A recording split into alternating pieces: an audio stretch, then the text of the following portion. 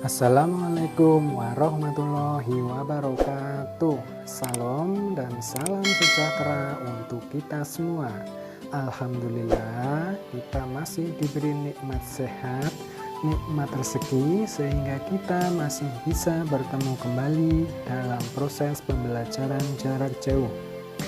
Nah, sebelum kita memulai pelajaran, alangkah baiknya kita berdoa dulu menurut agama dan kepercayaannya masing-masing. Berdoa dimulai.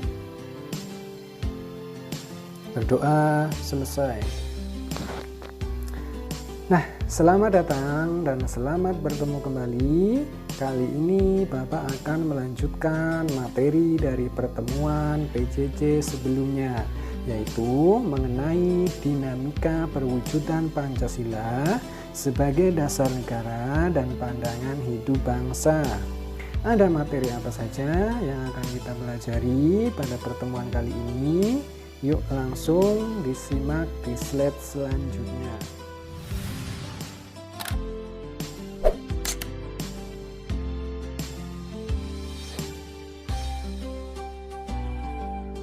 Dinamika perwujudan Pancasila sebagai dasar negara dan pandangan hidup bangsa. Nah, pada materi dinamika perwujudan Pancasila sebagai dasar negara dan pandangan hidup bangsa itu nanti ada materi mengenai penerapan Pancasila itu dari masa ke masa. Nah, kemarin kan kita sudah belajar mengenai Pancasila pada masa awal kemerdekaan. Nah, nanti kita akan mempelajari mengenai materi penerapan Pancasila di masa Orde Lama. Terus selanjutnya bagaimana penerapan Pancasila di masa Orde Baru. Selanjutnya terkait bagaimana penerapan Pancasila pada masa reformasi sampai era sekarang ini.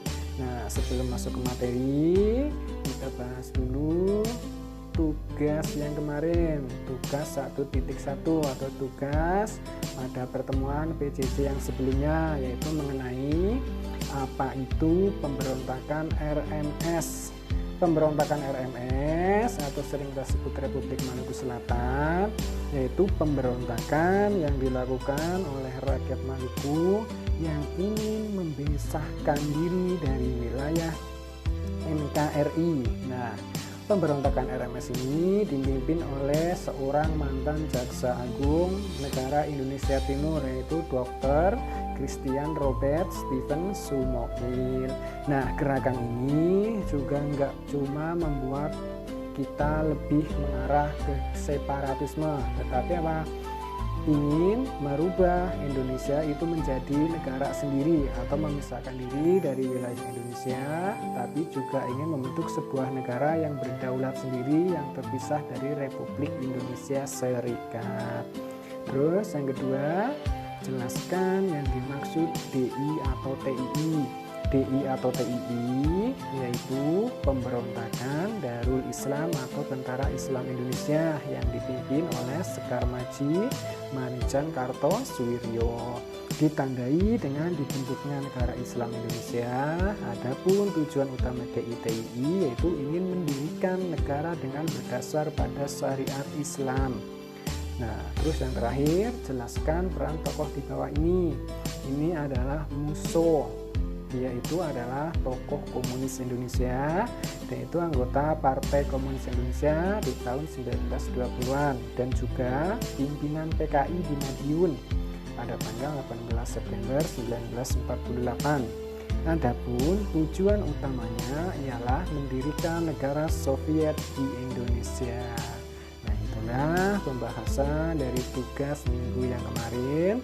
Kembali lagi ke materi yang akan kita pelajari pada pertemuan kali ini, dinamika perwujudan Pancasila. Kita masuk yang pertama dulu ya, Pancasila pada masa Orde Lama, yaitu sekitar tahun 1959 sampai 1966.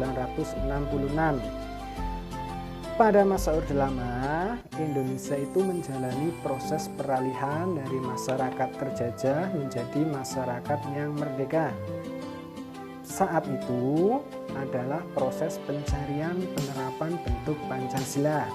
Orde Lama terjadi pada 3 periode, yaitu periode 1945 sampai 1950, yang kedua periode 1950 sampai 1959, serta periode yang ketiga itu di tahun 1959 sampai 1966.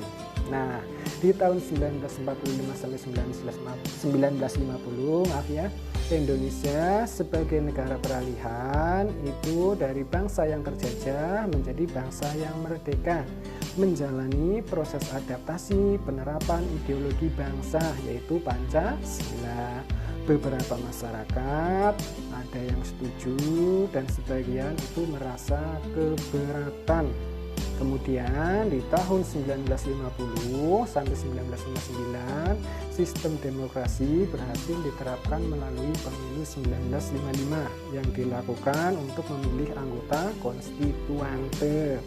Akan tetapi peran anggota yang terpilih tidak dapat menyusun undang-undang dasar seperti yang diharapkan, sehingga pada tanggal 5 Juli 1959, Presiden Soekarno mengeluarkan Dekret Presiden 1959. Nah, periode ini dikenal sebagai demokrasi terpimpin. Di masa demokrasi terpimpin banyak terjadi gerakan separatis yang menyebabkan ketidakstabilan negara. Pada periode 1959 sampai 1966, Soekarno selaku presiden mengubah sistem pemerintahan menjadi sistem demokrasi terpimpin. Selain itu, presiden memperluas peran militer dalam unsur politik dengan menggabungkan Polri dan TNI menjadi ABRI atau Angkatan Bersenjata Republik Indonesia. Nah, sekarang inilah Dekret Presiden 5 Juli 1959. Yang pertama apa isinya? Pembentukan MPRS dan DPAS dalam waktu yang sesingkat-singkatnya. Terus yang kedua, pemberlakuan kembali Undang-Undang 1945 dan tidak berlakunya Undang-Undang Dasar sementara 1950. Terus yang ketiga, pembubaran konstituante. Nah, kebijakan Soekarno dengan menggabungkan unsur politik Polri dan TNI itu banyak melakukan penyimpangan. Ada beberapa penyimpangan yang terjadi pada masa Orde Lama. Nah, ini beberapa penyimpangan terhadap Pancasila dan Undang-Undang NRI tahun 1945. Yang pertama, Presiden Soekarno itu ditetapkan sebagai presiden seumur hidup. Kita tahu sendiri, jabatan maksimal presiden itu 2 kali periode, yaitu 10 tahun maksimal. Nah, yang kedua, dibubarkannya DPR hasil pemilu 1955. Sedangkan kita kan menerapkan sistem demokrasi, itu terkait apa? Pemilu. Terus yang ketiga, presiden membentuk MPRS yang anggota-anggotanya itu terdiri atas DPR, GR, utusan daerah dan utusan golongan yang semuanya itu diangkat dan diberhentikan oleh presiden. Nah, terus yang selanjutnya, masa penerapan Pancasila pada masa Orde Baru sekitar 1966 sampai 1998. Masa 1966 hingga 1998 ya, disebut sebagai masa Orde Baru. Orde Baru diharapkan itu mampu dapat melaksanakan Pancasila dan Undang-Undang NRI tahun 1945 dengan murni dan konsekuen.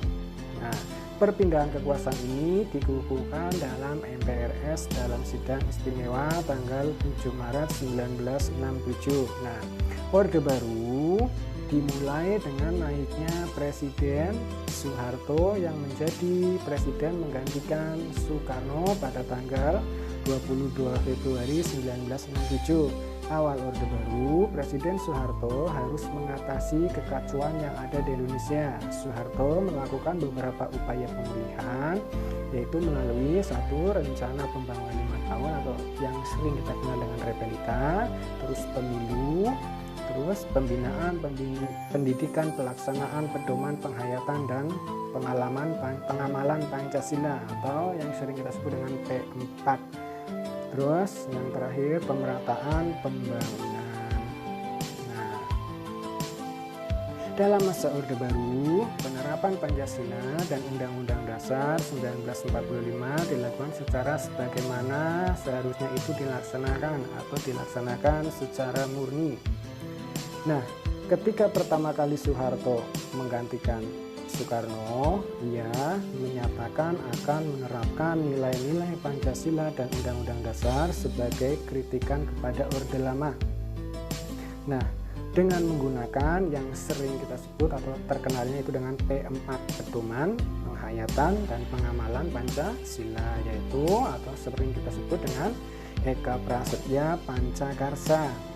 Walaupun demikian, tetap saja ada beberapa penyimpangan pada masa Orde Baru. Nah, penerapan Pancasila pada masa Orde Baru, dalam menjalankan masa pemerintahan di masa Orde Baru, pemerintah pada waktu itu berhasil untuk melakukan pertahanan terhadap Pancasila sebagai sebuah dasar negara dan juga ideologi dari sebuah negara yang dimana kemudian berhasil untuk menghentikan penyebaran dari paham ideologi apa? Komunisme. Nah, dengan demikian penerapan Pancasila pada masa Orde Baru juga meliputi terkait pembangunan nasional dapat dilaksanakan secara bertahap dan berkesinambungan melalui apa tadi? Program Repelita dan program pembangunan yang tertuang dalam garis-garis besar haluan negara. Nah, selain itu ada beberapa penyimpangan Pancasila pada masa Orde Baru. Yang pertama jelas ya, kebebasan politik dibatasi dengan jumlah partai yang terbatas. Pada waktu itu hanya ada 3 partai saja, yaitu Partai Golkar, P3, dan PDI. Terus selanjutnya penyimpangannya yaitu dibatasinya kebebasan pers dan kebebasan berpendapat, terbukti dengan banyaknya kasus beredar beberapa surat kabar atau majalah hingga dicabutnya surat izin penerbitan dengan alasan apa? Telah memberitakan peristiwa yang bertentangan dengan kebijakan pemerintah. Terus selanjutnya beberapa aktivis yang menyuarakan aspirasinya dalam mengkritik kebijakan pemerintah beberapa lama kemudian diberitakan hilang atau ditangkap. Terus ada juga munculnya beberapa kasus pelanggaran HAM seperti di Tanjung Priok, kasus Marsina, kasus wartawan Udin dari Harian Bernas, Yogyakarta. Nah, itulah terkait masa Orde Baru. Nah, selama menjalankan pemerintahan, beberapa masalah juga timbul dan memicu demonstrasi yang terjadi pada tanggal 13 sampai 14 Mei. Nah, ini demonstrasi di gedung DPR. Di antaranya adalah apa? Maraknya KKN, hak menyatakan pendapat tadi dibatasi, terus peran ganda atau dewi fungsi ABRI. Akhirnya pada tanggal 21 Mei 1998 Soeharto itu mengundurkan diri dari jabatannya setelah menjabat presiden itu selama kurang lebih 30 tahun. Nah, itu kan sudah bertentangan dengan apa? Jabatan seorang presiden. Dengan demikian berakhir pula masa Orde Baru dan masuk kepada masa era reformasi. Nah, era reformasi ini dimulai dengan pergantian presiden dari Soeharto ke B.J. Habibie yang mulanya berperan sebagai wakil presiden.